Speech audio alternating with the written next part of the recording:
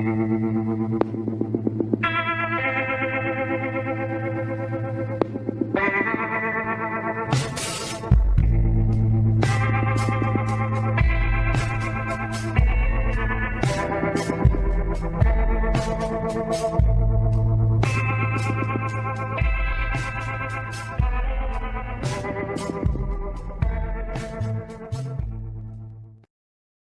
everyone, welcome back to the channel. Today we're diving deep into one of anime's most fascinating, walking contradictions surrounding Vash the Stampede. You know the guy, the donut-loving, ladies-chasing, love and peace. He shouts that out loud despite the fact he's walking around with a $60 billion double-dollar bounty on his head, after inadvertently ravaging the town of July. But if you watch him long enough, you start thinking, what the hell is actually going on in that spiky head of his? He seems absent-minded, goofy, almost broken. Today, we're breaking down Vash's pain psychosis, that trauma-fueled mental state that makes him who he is. His plant biology is odd no doubt, his impossible lifespan, and the crushing weight of a century and a half of loss. This isn't just another power-scaling video. This is the tragic psychology of a living weapon who refuses to kill. Okay, let's start with the obvious. Vash isn't quite human. Well yeah, he looks the part, but he actually isn't an authentic human being. The same goes for his brother Knives. So it gets complicated trying to figure out what the hell these two dudes are. Well, here's a bit of injected clarity: they are independent plants. Yay sounds like how you call a chocolate bar a watermelon, but both of them are experimental human plant-based beings who are sentient. So breaking it down further, the humanoid offspring of the energy-generating plants that power humanity's survival on the desert hellscape of Gunsmoke. Everything starts here for them, as they were born aboard the Seeds spaceship, and raised by the compassionate Rem Savaram like a big sister figure. No, I say she raises them like a big sister because in 1 year, both Vash and Knives age fast. More alarming is the level of IQ that spikes, placing them at the genius level in terms of intellect. And what about their DNA? Well, that's literally a wild mix of human and plant DNA, and what this does for them is this. The granted extended lifespans: Vash is pushing 130 to 150 years old, still looking 20-something. Same goes for Knives. They both possess rapid regeneration from fatal wounds, though lost limbs are tricky to recover if even possible. Oddly, they have superhuman strength, which I've never seen them lifting extreme heavy weight, but the agility, reflexes, as well as focus is definitely there, which explains their god-tier level gun skills. I've also seen them tapping into higher dimensional capabilities, especially when Vash encounters the hunting crew sent after him courtesy of the only enemy he does take out, which was Legato the Lady Killer, aka Legato Blue Summers. Plants are basically interdimensional beings that manipulate matter, energy, even causality on some level. Vash can predict bullet trajectories by reading micro-movements, count shots in chaotic gunfights, and perform calculations faster than most computers. So his marksmanship wasn't just established through intense training, it's a mind operating on a different level. But here's where it gets wild. Vash's ultimate weapon is the Angel Arm, his right arm transforming into a city-destroying cannon powered by his plant core. It can create black hole-like singularities, barriers, flight, even teleportation effects in some depictions. Using it drains his limited energy reserves. Push too far and he dies, hair turning black as his life force burns out. Mentally, Vash has heightened sensory perception, telepathic communication with other plants. He can hear their cries, and insane pattern recognition. He deduces complex abilities after seeing them once, manipulates physics with infused bullets, and fights without eyesight by calculating trajectories in his head. Knives, his brother, tend to lean into these godlike powers. Vash, he suppresses them. He wants to be human.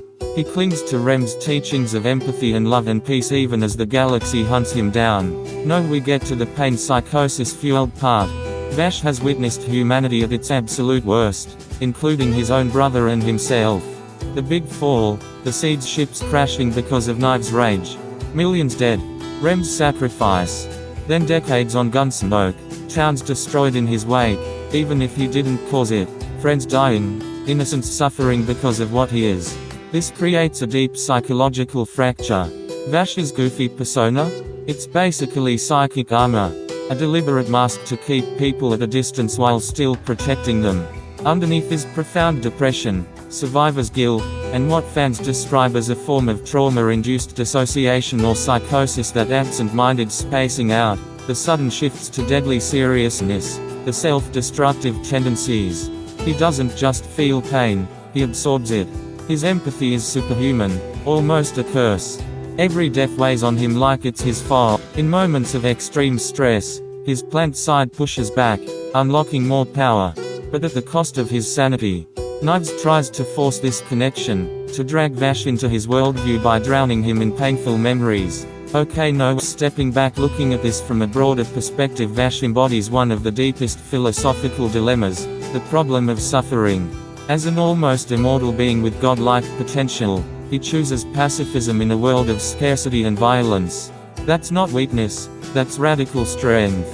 His pain psychosis isn't just brokenness, it's the cognitive dissonance of a mind capable of understanding quantum-level reality and human emotional fragility at the same time. Most characters with trauma go dark. Hello, Knives. Vash keeps choosing hope. He keeps smiling through the donuts and the disasters because giving up would mean becoming the monster the bounty posters say he is. It's reminiscent of real psychological concepts, complex PTSD, moral injury, and the burden of extraordinary empathy. Vash isn't absent-minded because he's dumb. He's processing over a century of grief while calculating how to save everyone without firing a lethal shot. That's just genius-level mental load, totally unchecked. Now, there's an encounter between Vash and a young lady named Dominique the Cyclops, who is a part of Legato Bluesummer's notorious Gung-Ho Guns gang, and she pushes Vash beyond the limits of reason and perception. So much it gets to a point where he focuses on a distract mechanism. He had to turn to the psychological aspects of self-inflicted pain, which is one of his abilities. Same for Knives, except he would use it to manipulate whoever just for kicks. Dominique soon realizes she cannot outmaneuver him. Further, because he worked himself up into a state of pain, which triggers another ability that sharpens his awareness. He then destroys the mechanism she was using that took her advantage away, and so the battle is over, leaving Vash the victor. So, that says something about Vash.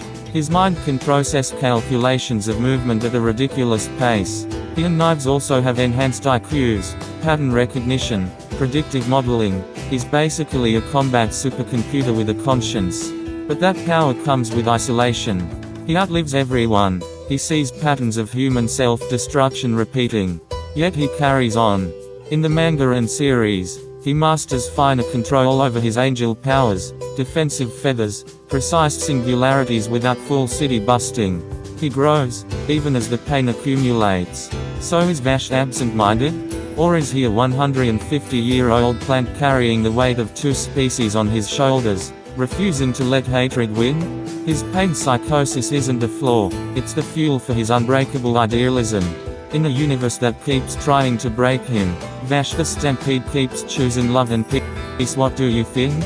Is Vash's kindness naive, or the ultimate power? Drop your thoughts below.